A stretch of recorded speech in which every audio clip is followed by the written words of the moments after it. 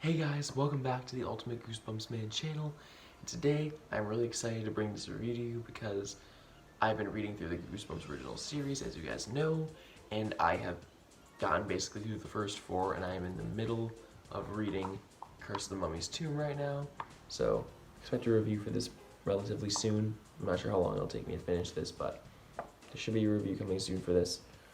But for now, I'm going to be reviewing Goosebumps book number 4, Say Cheese and Die. This is my favorite book so far. I'm going to say that right off the bat. I really love this a lot. And yeah, I really could just end the review there, but of course for you guys, I am not going to do that. So starting off with the plot synopsis for this book. Basically, this story follows Greg Banks and his friends Michael, Bird, and Sherry, and they all live in this town called Pitt's Landing.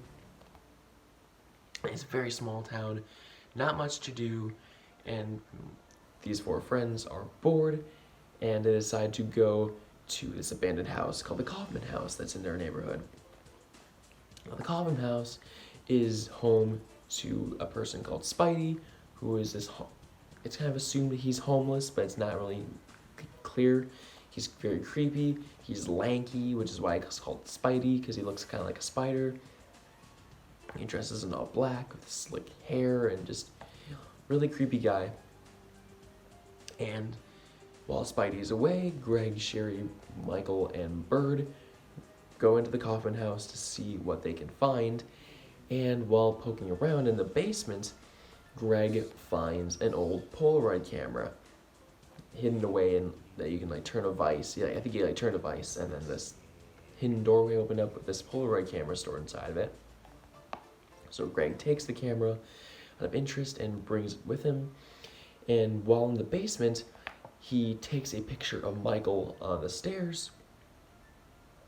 And suddenly Michael leans over the railing, and the railing breaks. He falls and I think breaks his ankle off the stairs. So there's some weird stuff going on there. So they quickly have to leave as they hear Spidey coming in.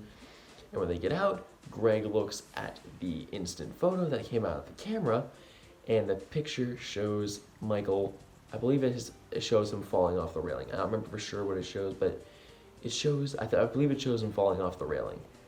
And this obviously weirds Greg out, and the story kind of evolves from there, with him discovering what this camera may be, the things it may cause, and it's not good. That's really all I want to say about the plot. I don't want to spoil it for you guys. You just have to read the book for yourself if you want full more details on the plot. But now my thoughts. As I said before, I love this book. Of the first 4 books that I've read, this has hands down been my favorite. It's dark. It has a lot of really grisly imagery, specifically on a scene involving Bird and a baseball diamond. That scene is very unnerving and really well done. Stein wrote that in a very good way.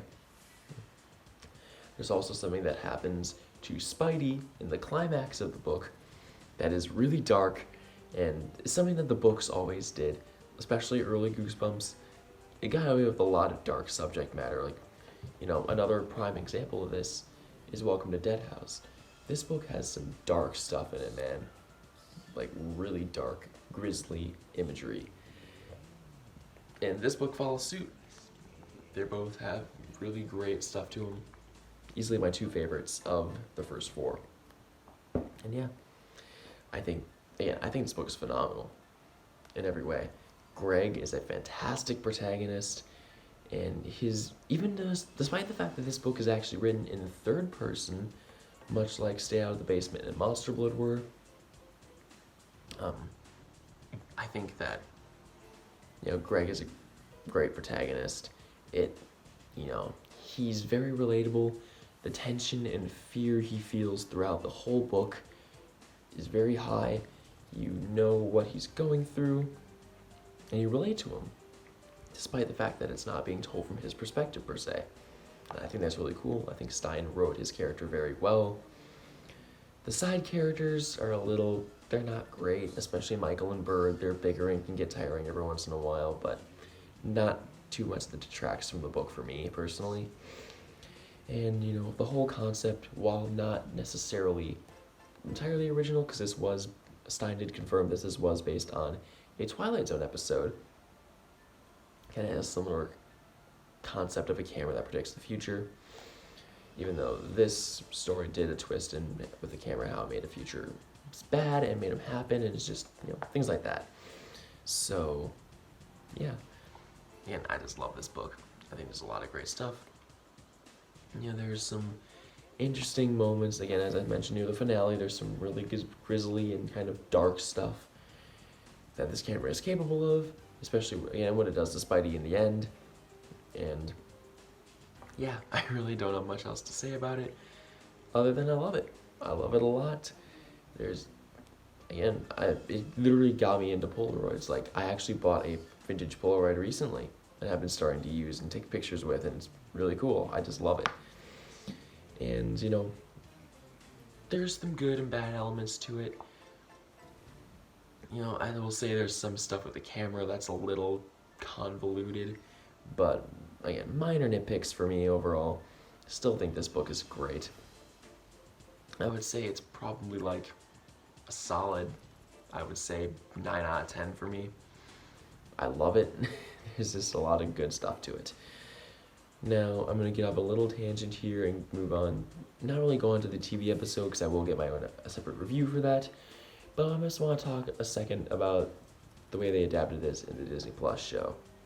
Now, I've mentioned this in my Haunted Mask ranking video that I recently posted, and in a couple other podcasts and collabs I've been doing with some other people, but I wasn't a big fan of the Disney Plus show. It was very disappointing overall, and the main thing that disappointed me was Say Cheese and Die's episode, the first episode of the Disney Plus show. It's called Say Cheese and Die, and it has 15 minutes of the camera in a 45-minute episode. And I don't know why I brought that up with the book review, but I just needed to say that. So there's that. But anyway, yeah. Still think this book is fantastic. I love it to death. Easily my favorite of the four. Not sure how much it'll go up or down as I keep going through the series. It might still remain in the high regards, but it might bump down lower depending on if I like any other books more than this one. But yeah, that's really all I have to say about this. That's my review for Say Cheese and Die. As I mentioned, it's a solid 9 out of 10 for me. And I hope you guys all enjoyed the video, and thank you all for watching, and I will see you all in the next one.